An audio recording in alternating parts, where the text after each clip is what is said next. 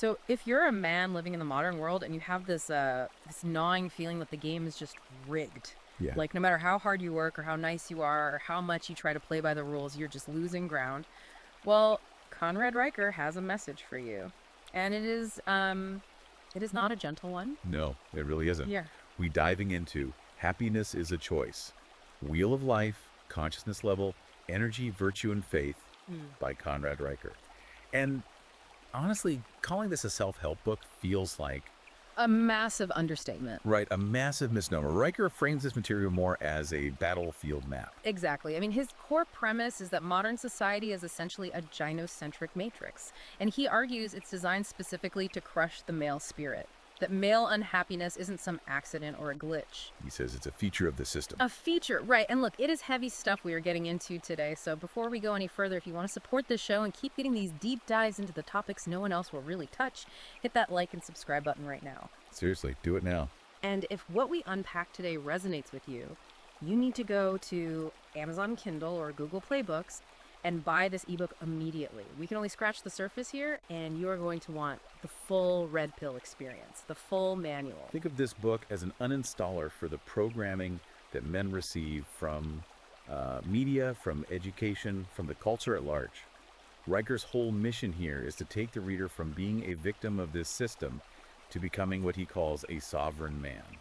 And he starts by just completely tearing down the idea of happiness that we've all been sold. This is the part that grabbed me right away.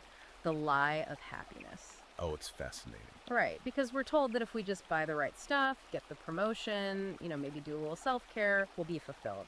But Riker points to some pretty devastating data here. The Stanford study. Yes, he cites a Stanford study that found men who spend over $200 a month on self-care. And we're talking about skincare, wellness retreats, that sort of soft stuff. Yeah, those guys actually report lower life satisfaction. Lower. It's wild. Because it's the commodification of meaning. Riker's argument is that you cannot buy purpose. He actually juxtaposes that Stanford data with a 2023 Gallup report showing that male life satisfaction has dropped 17% since 2007, 17%. while women's satisfaction has remained completely flat over the same period. So his argument is that men are trying to fill this metaphysical void with consumerism. They are trying to soothe the spiritual wound with a credit card. And to illustrate that, he tells this story about John from Austin. Oh, John. Yeah. This guy is the ultimate modern success story on paper. He's a tech exec making 400 grand a year, drives the Tesla, does the ayahuasca retreats in Peru to find himself. He's doing everything the culture tells him is the path to enlightenment and happiness. And yet he attempts suicide because, and this is probably one of the most quotable lines in the entire book, Riker says, "You cannot buy meaning at Sephora." You cannot buy meaning Sephora. Exactly. John had the money, he had the status, but he was just completely empty inside. And Riker connects this to his concept of the broken wheel of life. Right, because men are trained by society to optimize all these external metrics. Your bank account, your PRs at the gym, the car you drive. But the internal world, the concepts of duty and honor, what the ancient Greeks called eudaimonia. Eudaimonia, which is like flourishing through virtue. Exactly. Flourishing through virtue. That internal world is left to rot. He argues that we are out here chasing cheap dopamine when we should be building character. It's the distinction between feeling good for a fleeting moment and actually being good. Eating candy versus eating a steak. One gives you a rush, the other builds muscle. But what really sets this book apart for me is that Riker doesn't just blame the individual man for this. No, he zooms way out. He looks at the entire system. An institutional capture. Yes. Ah. For the learner out there who wants to understand how our institutions were captured by feminists and Marxists, this segment is crucial. He argues that history and symbols have been intentionally hijacked to demoralize men. The Statue of Liberty example, my jaw dropped. It's a perfect case study in what he calls symbolic hijacking. He mentions this survey where 58% of male undergrads believed the Statue of Liberty was built to celebrate women's suffrage, 58%. which is factually, historically false. Completely false. Riker points out it represents Libertas, the Roman goddess of liberty. It commemorates American independence in 1776 and the abolition of slavery. Women's suffrage didn't happen until decades later. But framing it as a feminist icon, Riker calls that symbolic hijacking and fraud. And it's a deliberate strategy, according to the book. If you can convince young men that a towering monument to national liberty is actually a feminist icon, You fundamentally alter their relationship to their own history. You detach them from their lineage. Precisely. You make them feel like guests in their own civilization. And he says this isn't just happening with statues, it is actively happening in the classroom. He dedicates a section to what he calls the death of men in education. And the anecdotes he shares here, they are designed to make your blood boil. Oh yeah, like the biology teacher who was forced to quit just for teaching basic biology. That XX and XY chromosomes determine sex. Or the history teacher who was fired for refusing to use preferred pronouns and then replaced by a gender studies major with zero actual teaching experience. And this brings up a very charged concept in the book, the eunuch. Yes, the eunuch archetype. Riker is very intentional with his language here. In ancient royal courts, eunuchs were considered safe servants because they had no lineage and no biological drive to overthrow the king. So they were compliant. Exactly. And Riker argues that modern education and HR departments are now just filled with these modern eunuchs. Men who willingly serve the ideological queens of feminism and Marxism just to survive the corporate or academic environment. They trade their sovereignty for a paycheck. That's his exact argument. They enforce these policies that punish truth. It creates an environment where truth bends to feelings. And if you are a man who operates on logic or evidence, you are suddenly the enemy. You're a heretic. A heretic in the Church of Feelings, I like that. But he takes it from the institutional level down to the deeply personal level. And this is where we get into the energy vampire economy. I think a lot of guys listening are going to instantly recognize this trap. Oh, absolutely. He posits that the feminine principle, which he claims is in a state of decay right now, operates purely on resource extraction. He tells the story of the software engineer in Austin. He spent 2 entire years funding his girlfriend's PhD. In gender studies, no less. Right, in gender studies. He's working 60-hour weeks, paying her rent, buying all the groceries. He is literally subsidizing the ideology that Riker says hates him. And how does she repay that investment? She dumps him for a tenured professor. And her reasoning. She said he didn't text her enough. She accused him of emotional neglect. Which perfectly illustrates Riker's concept of emotional labor being a scam. A total scam. The prevailing cultural narrative right now is that women are burdened with all this unpaid emotional work. But Riker completely flips that script. He argues that modern relationships are often a one-way transaction. Men invest hard resources, money, shelter, protection. And women just consume them. Yes, they consume them under the guise of equality while simultaneously demanding constant, unending emotional validation. It's like this guy was a utility provider, but because he wasn't also a 24/7 therapist on call, he became the villain of her story. And Riker points out that if the relationship eventually falls apart, the legal matrix is just waiting there to finish the job of extracting his resources. The stats he pulls on the legal system are grim. He cites this equity and divorce audit out of Ohio that found a 73% pro-female bias in asset distribution. 73%.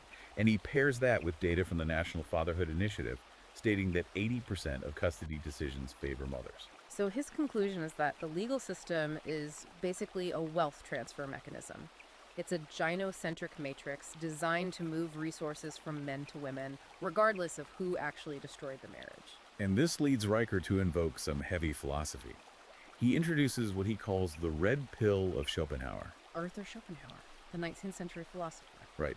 Schopenhauer famously viewed romantic love as a biological con trick. A con trick, that is a dark lens to look through. It's dark, but Riker uses it as a tool for liberation.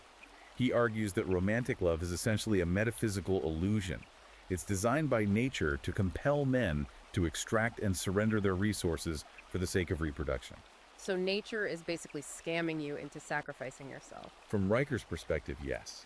But he says once you understand that this intense feeling of love is just a biological program, you can step back. You can stop chasing validation from women and start guarding your own energy. And that right there is the pivot point of the whole book. Because Riker isn't just complaining about the trap. No, he hates the victim mentality. He provides a way out. He calls it virtue alchemy. It's about turning that pain into actual power. And the first step in virtue alchemy is understanding the real currency of the modern world. It's not time, it's attention. The choice matrix. I loved this part. The story of Marcus the mechanic. A great case study. Marcus deletes all the dopamine apps from his phone. TikTok, Tinder, the news. He just stops doom scrolling entirely. And what does he do with all that reclaimed attention? He starts cold calling contractors. He uses that focus to build a specialty tool distribution business that nets him $417,000 a year. He didn't have any more time in the day than anyone else. He just took back his attention from the Matrix. Exactly. And Riker backs this up with neuroscience. He cites a study showing that men who consume more than 2 hours of news daily are 2.3 times more likely to report severe anxiety. The system wants you anxious. An anxious, distracted man is easily controlled. He's compliant. A focused man, on the other hand, is dangerous to the system. Which is why Riker advocates for what he calls weaponized logic. This was fascinating to me.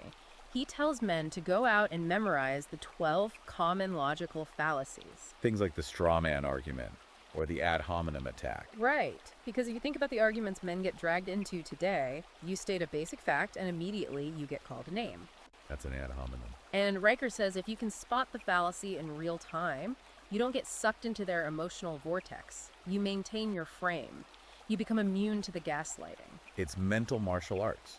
He also gives actionable exercises, like the daily reframe drill. Taking a thought like I'm stuck and forcefully reframing it to I am gathering power. It might sound like a simple affirmation, but in the context of Riker's framework, it's about shifting out of the victim loop. The victim asks, why is this happening to me? While the sovereign man asks, how can I use this to get stronger? Because according to Riker, a man must constantly be getting stronger. He calls it the status thermometer.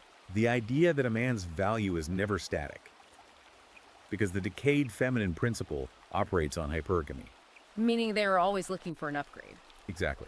So if you aren't constantly rising in your fitness, your income, your influence, then in the eyes of the Matrix, you are actively decaying. Riker argues you have to constantly level up. But importantly, you do not do it for her. Never for her. You do it for yourself. Because the only way to remain sovereign is to build a fortress of competence. You make yourself too valuable to be discarded. It's a relentless way to view life. There's no finish line here. No finish line at all. And that brings us to the core thesis of the entire book. The world, as it is currently structured, demands that men be compliant, medicated, and dependent. It wants you soft. It wants you apologizing for your very nature. And Riker's answer is to reject that programming entirely. To embrace stoic virtue, to stop being a spectator in a revolution that actively hates you, and to become the architect of your own reality. He calls for men to adopt the sage or the king archetype. Right. The king doesn't react to the chaos around him. He brings order to it. This is an intense deep dive. The book is definitely not for everyone. No, it's definitely not. But for the guys out there who feel like they've been sleepwalking through a minefield for the last decade, Riker is offering you the map. And you really need to read the source material yourself. We've outlined his core arguments, but Riker's writing style is incredibly fiery. The nuances of his historical breakdowns and his philosophical arguments just can't fully fit into one conversation. Absolutely. If anything we talked about today sparks something in you, you need to go check out Happiness is a Choice by Conrad Riker.